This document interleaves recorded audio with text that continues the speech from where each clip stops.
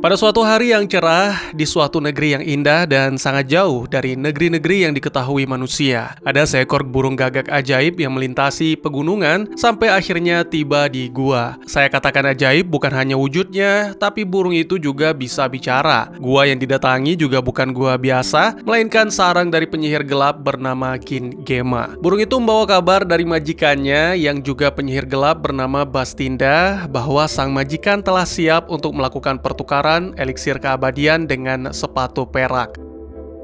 Namun Gin Gema tidak mau diganggu karena sedang meramu sesuatu. Setelah semua bahan-bahan dicampurkan ke dalam panci, Gin Gema masih membutuhkan satu bahan lagi, yaitu bunga spesial yang hanya tumbuh 20 tahun sekali, bunga yang disebut Buregon. Sempat kesal karena tidak bisa menemukan. Beruntung pesuruhnya datang membawakan dan segera sang penyihir mencampurkannya ke dalam panci sehingga jadilah ramuan badai mematikan, yang mana dengan ramuan tersebut ia akan mengirim bencana untuk membinasakan manusia.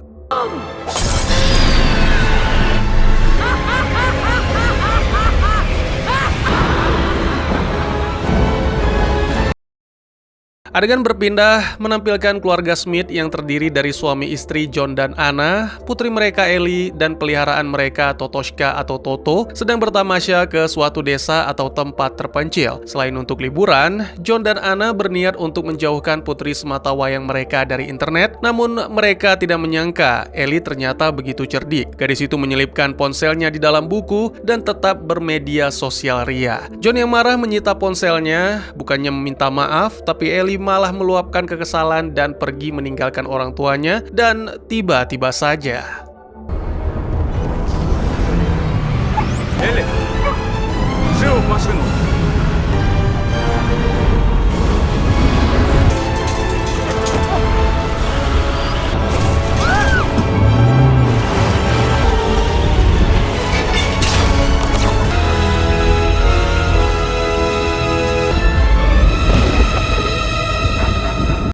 dan ya, apa yang sebenarnya terjadi?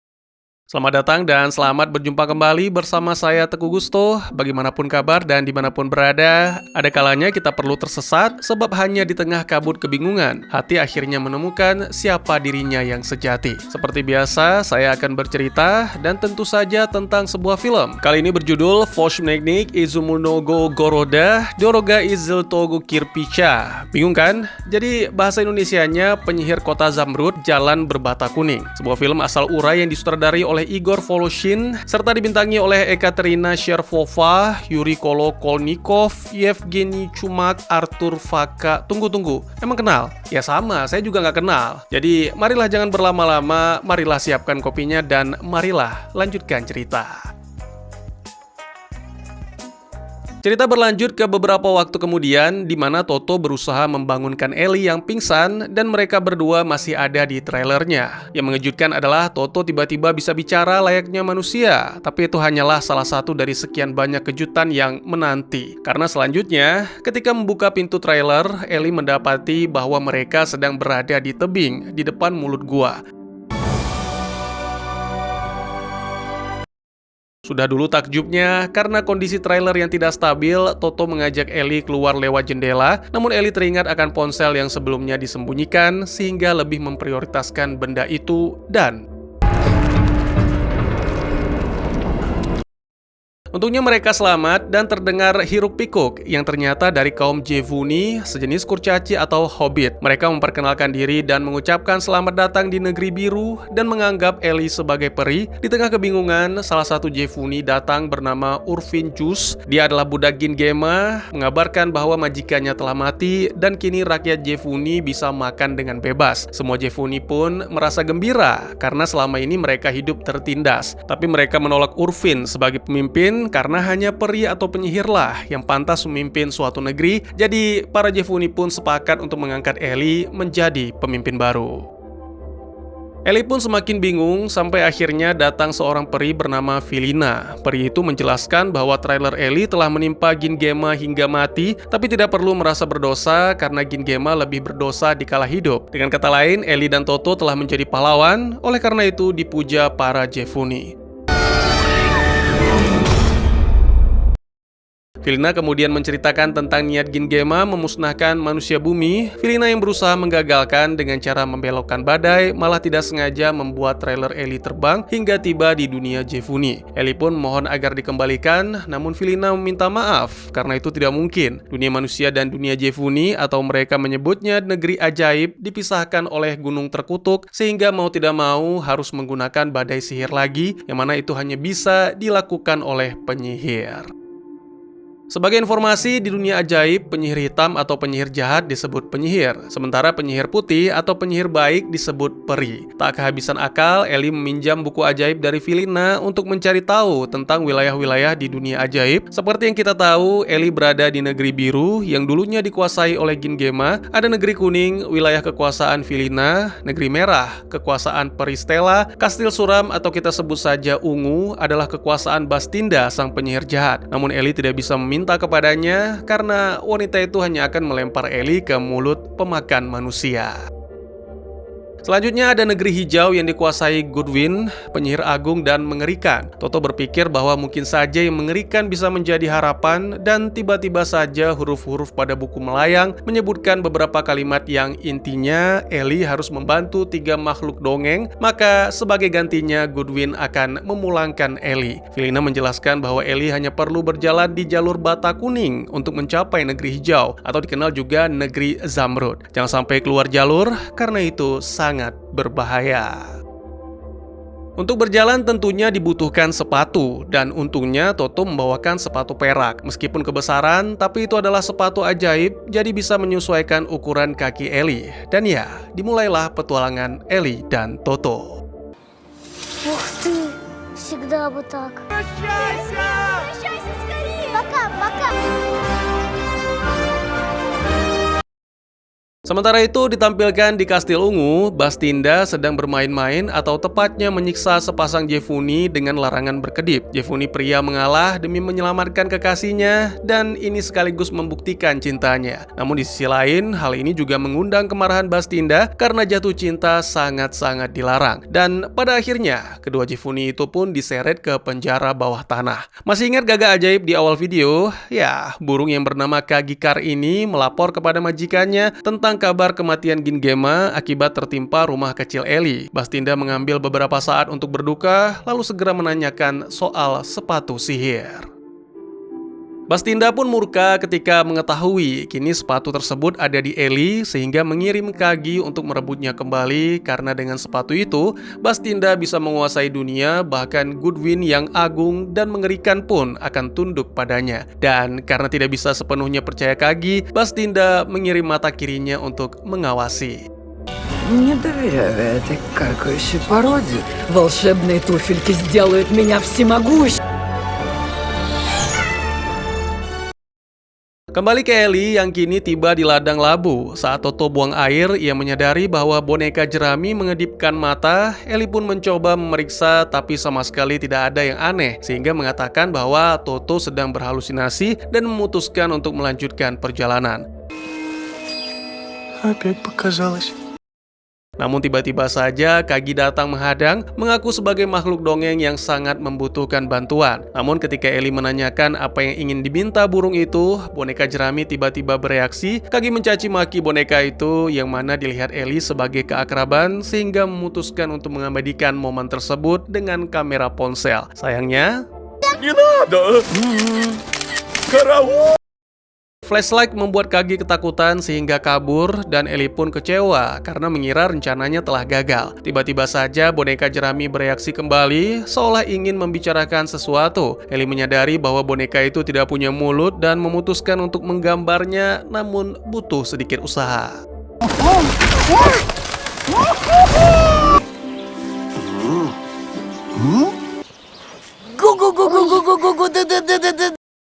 Tak lama kemudian, setelah sempat meluncur, Ellie pun berhasil menggambar mulut pada wajah boneka yang dipanggil Strashila itu. Dia begitu bahagia dan segera memikirkan apa yang akan diminta ketika bertemu Goodwin, tapi berpikir dengan apa, karena otak saja tak punya. Akhirnya telah diputuskan Strashila akan meminta otak. Мозги! Мозги! Perjalanan pun berlanjut. Perjalanan melintasi daratan dengan pemandangan yang begitu indah namun sangat berbahaya. Sementara itu, setelah mata kirinya sempat dihantam Strashila, Bastinda yang mengetahui kegagalan Kagi memerintahkan dua budak Jevuninya untuk menyeret pemakan manusia atau selanjutnya untuk mempermudah saya sebut kanibal ke hadapannya. Dan jika kanibal tidak mau, maka dua Jevuni akan menjadi santapan dua hewan kesayangan Bastinda.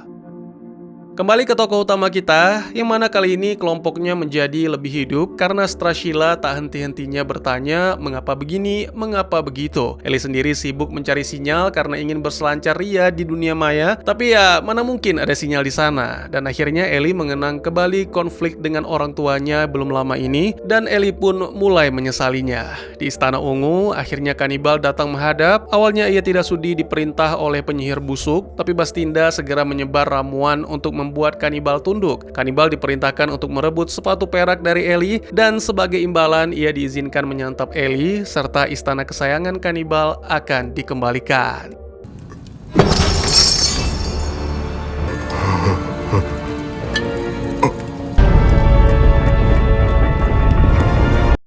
Kembali ke kelompok Ellie yang kini memasuki hutan gelap. Baru saja berada di dalam, kelompok itu sudah menemukan botol oli dan segera terdengar suara yang berat yang membuat Toto bersemangat untuk menemukan suara itu. Tak lama kemudian ditemukanlah sesuatu seperti makhluk tapi terlihat tak hidup dan malah seperti monumen. Setelah diteliti lebih lanjut, ternyata seluruh tubuh makhluk itu terbuat dari logam dan terus menangis sehingga air mata membuat seluruh tubuhnya berkarat.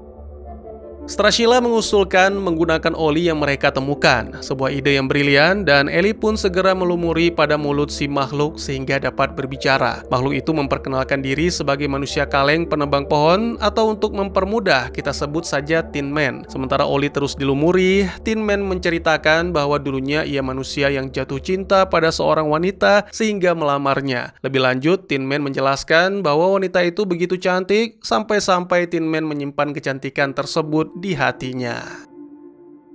Sayangnya, kemalangan terjadi. Ibu tiri wanita itu tidak senang dengan Tin Man. Dia menyewa Jin Gema untuk mengutuk Tin Man. Jadi setiap kali Tin Man hendak menebang pohon, kapaknya akan mengenai Tin Man sendiri. Sehingga Tin Man harus pergi ke pandai besi mengganti bagian-bagian tubuhnya sampai akhirnya seluruh tubuh menjadi baja. Bahkan kini hati Tin Man diganti dengan roda gigi. Но потом я сходил к кузнецу. Tak mungkin hidup seperti itu, Tin Man pun meninggalkan sang pujaan hati. Setelah mengucapkan terima kasih kepada kelompok Ellie, Tin Man memutuskan untuk pergi, berharap Jin Gema tidak melakukan hal yang mengerikan lagi. Namun Ellie mengajak Tin Man untuk ikut bersama kelompoknya menemui Goodwin, meminta agar diberikan hati supaya Tin Man bisa mencintai lagi. Tin Man pun setuju, sehingga kini sudah ada dua makhluk dongeng bergabung dengan kelompok. Segera mereka melanjutkan perjalanan dan lagi-lagi melintasi dunia yang memiliki pemandangan sangat indah namun menyimpan bahaya yang mengancam. Beberapa waktu kemudian, kelompok Ellie memasuki sebuah ngarai yang lembab. Tin Man dan Strashila membicarakan tentang kesaktian Goodwin yang membuat semua penyihir segan, bahkan termasuk Bastinda. Ketika sedang asyik berbincang, mereka menyadari Ellie dan Toto sudah tak terlihat, sehingga segera mencari mereka.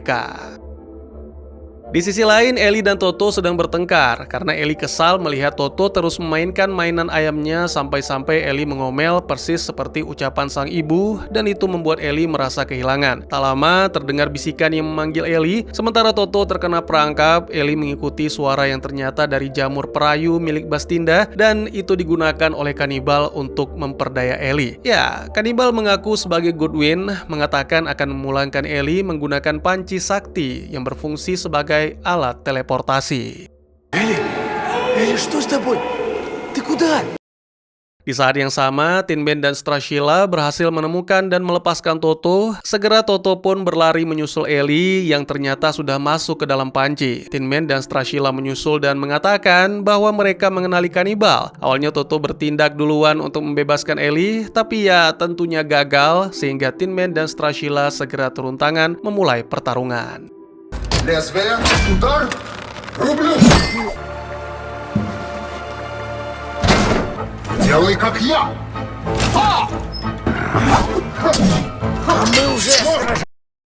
Kanibal bukan lawan yang mudah karena sebagai pemangsa dia memiliki tubuh yang kuat. Akhirnya Strashila menemukan ide, tapi sebelum itu Tin Man harus membuat pengalihan. Sementara itu Toto terkurung di bawah panci kecil yang di atasnya ada sepatu perak dan Ellie masih terkurung di dalam panci. Tin Man memancing dengan melempar kayu. Akhirnya ketika kanibal terpancing, Не бойся. Приманивай ближе.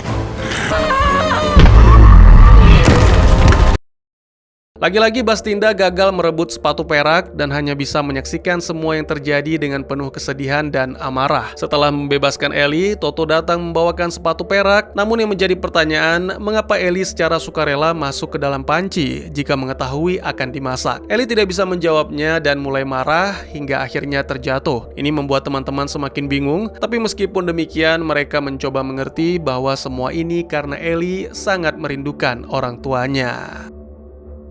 Sementara itu, Bastinda masih meratapi kegagalan kanibal, padahal sebelumnya pria itu sangat menginginkan istananya kembali. Tepat saat itu, Urfin datang menemui Bastinda, menawarkan wadah berisi badai mematikan dan mengatakan bahwa itu dari Gingema. Tentu saja itu tidak masuk akal karena Bastinda tahu betul saudarinya itu adalah orang yang bakhil. Jadi ya, Urfin mengaku bahwa mencuri badai itu, tapi semua dilakukan demi Bastinda, demi mendapatkan ilmu dari Bastinda untuk menjadi seorang penyihir dan menguasai negeri biru. Bastinda pun menuruti, tapi syaratnya Urfin harus membawa sepatu perak.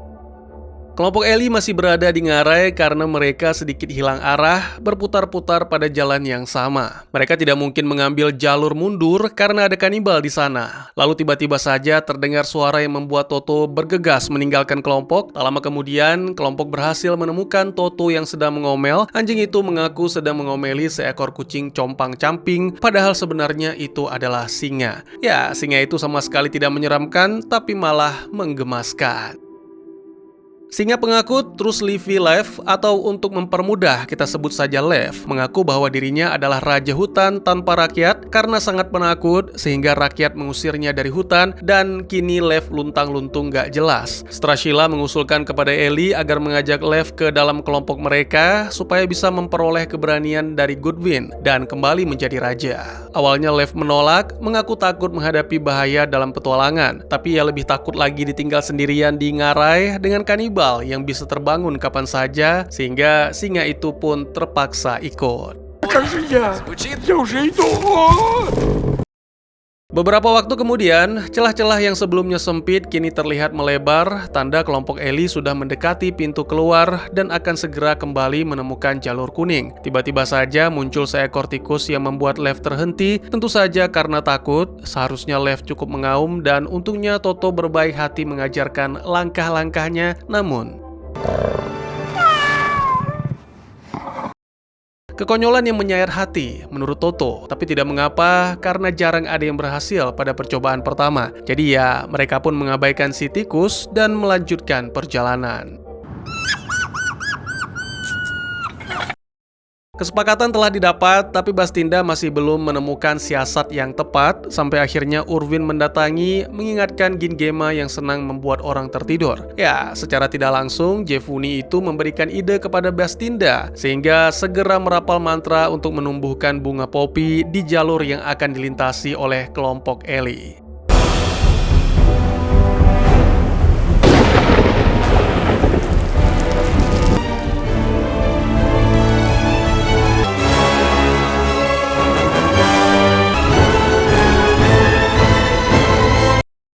Adegan berpindah kembali ke kelompok Ellie yang sedang membicarakan tentang keberanian. Toto mengaku mendapatkan keberanian ketika melindungi Ellie dari serangan bulldog tetangga, sementara Tin Man ketika menjadi manusia, satu-satunya hal yang paling ditakuti adalah kehilangan hati.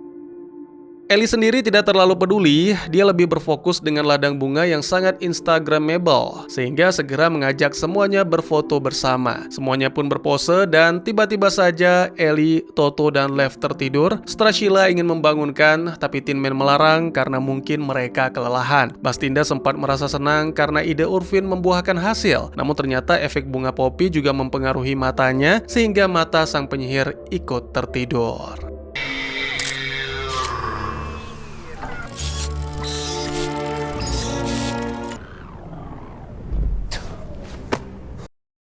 Segera Bastinda mengirim Urfin untuk merebut sepatu perak, tapi tidak sendiri, melainkan ditemani oleh singa bergigi pedang, hewan kesayangan sang penyihir. Sementara itu, Tin Man dan Strashila masih kebingungan karena Ellie, Toto, dan Lev masih belum bangun. Tiba-tiba saja seekor tikus muncul, menyarankan agar mereka membawa Ellie, Toto, dan Lev keluar dari ladang bunga, atau nasib mereka akan sama seperti pohon kering di seberang sana.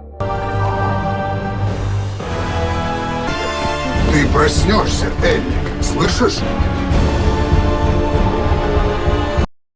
Tin Man dan Strashila pun segera melaksanakan. Tiba-tiba saja Ellie terbangun dan mendapati diri berada di rumah, tepatnya di kamar kesayangan. Ellie sangat bahagia, apalagi bisa bertemu kembali dengan ayah dan ibu yang sedang sarapan. Namun di mana Toto? Pertanyaan yang membuat Ellie terbangun dan menyadari bahwa semua itu hanyalah mimpi. Gadis itu melihat Toto di sebelahnya, namun anjing itu tidak mau terbangun. Nyaris putus asa, tikus baik hati kembali muncul untuk menenangkan Ellie dan memperkenalkan diri sebagai Ramina, sang Ratu Tikus. Menurut Ramina, Toto akan segera bangun, tapi tidak dengan Lev karena singa itu terlalu berat. Ellie mohon agar Ramina mau memberikan pertolongan, namun tikus gila mana yang mau menyelamatkan kucing, musuh bebuyutan mereka. Akhirnya Ellie pun nekat hendak membantu menolong Tin Man dan Strashila, bahkan meski dilarang, gadis itu tetap bersikeras yang mana membuat Ramina tersentuh dan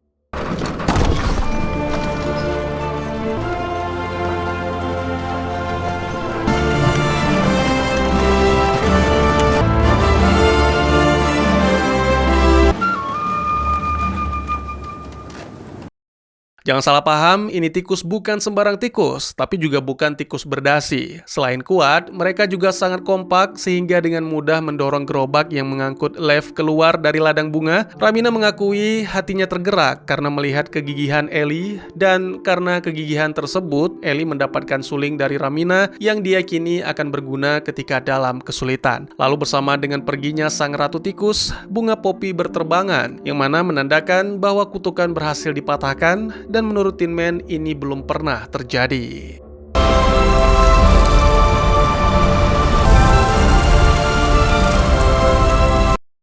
Sayangnya Toto dan Lev masih belum terbangun. Sebaliknya mata Bastinda yang kini terbangun dan membuat sang penyihir itu menyaksikan kegagalannya dengan sangat marah karena Urfin belum juga tampak di lokasi Ellie. Padahal sebenarnya Urfin telah tiba, namun hanya menunggu waktu yang tepat untuk menyerang.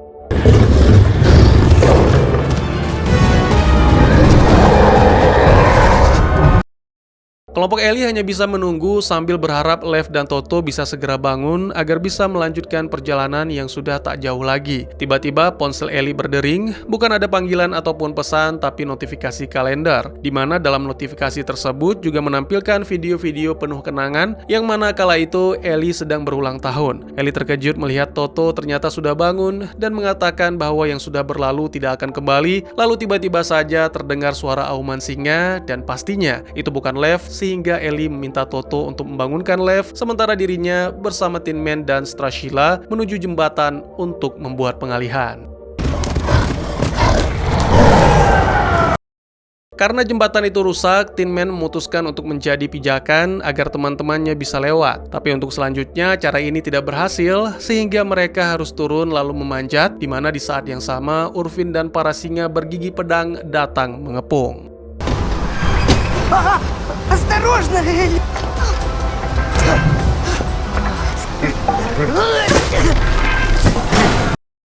Singa pertama jatuh karena tergelincir, sementara singa kedua dijatuhkan melalui pengorbanan Strashila. Tin Man kemudian naik untuk menghadapi singa ketiga, namun sangat disayangkan lemparan Urfin mengenai sang manusia kaleng sehingga hilang fokus dan berhasil dijatuhkan.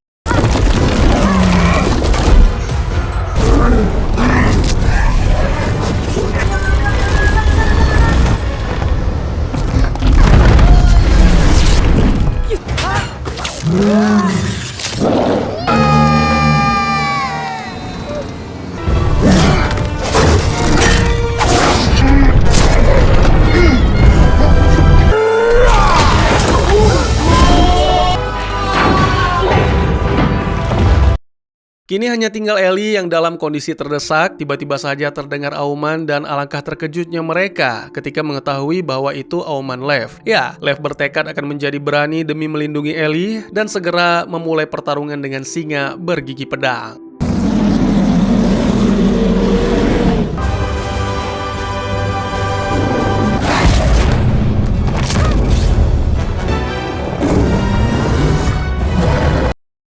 Ternyata keduanya sama kuat dan demi mengakhiri pertarungan, Lev pun berkorban dengan mendorong singa bergigi pedang. Sempat terjatuh, tapi Ellie bangkit. Di saat yang sama, Toto datang menantang Urfin bertarung. Urfin menjelaskan maksud dan tujuannya memburu kelompok Ellie adalah sepatu perak. Ellie yang mendengar hal itu segera memberikan kedua sepatunya asalkan Toto tidak diapa-apakan. Namun Toto malah melakukan perlawanan dan...